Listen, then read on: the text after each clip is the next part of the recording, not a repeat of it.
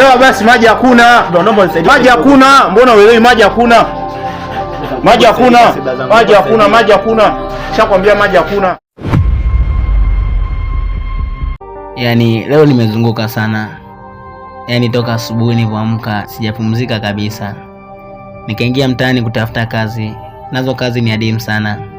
Ila nisikate tamaa. Pengine huu mtaa riziki inaweza kanishukia, naweza nikapata kazi. Ila hapa naona kuna masuala ya ufundi seremala. Je, hii kazi naweza nikaifanya kweli? Je, hii kazi sio ngumu kweli? Maana najua masuala ya ufundi seremala mpaka usomee. Ila sio mbaya. Ngoja nikajaribu hivyo kuomba kazi. Lakini kubalia watakuwa wananielekeza. Ngoja niende, pengine Mungu anaweza kanisaidia kama nilivyomuomba. Hodi. Karibu. Asante. Shikamoo baba. Jambo. Sijambo. Nzuri. Salama. Karibu sana. Asante. Baba samani. Mimi nimekuja hapa na shida moja hivi, nilikuwa naomba unisaidie.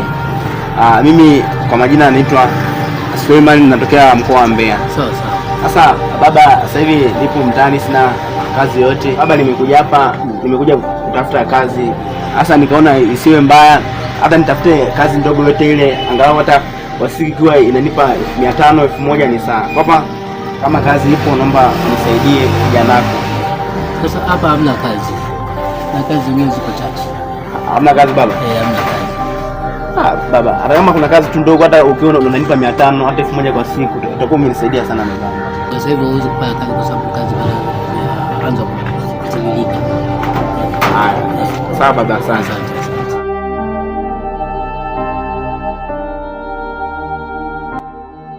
Na hii ndio sehemu pekee ambayo nilikuwa na matumaini nayo kwamba naweza nikapata kazi, lakini zaidi nilivyokuwa natarajia imekuwa tofauti.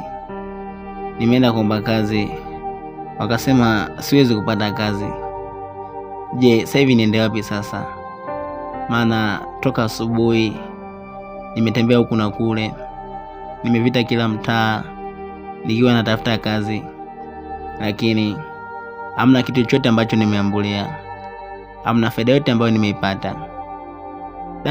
Mpaka nihisi kuchoka sasa. Maana jua lenyewe limewaka. Ngoja nipumzike hata kidogo hapa.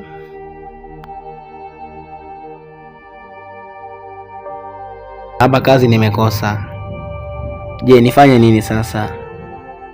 Au ndo niamue maamuzi magumu nindi zangu kijijini?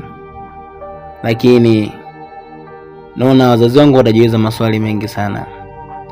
Maana siku naondoka kijijini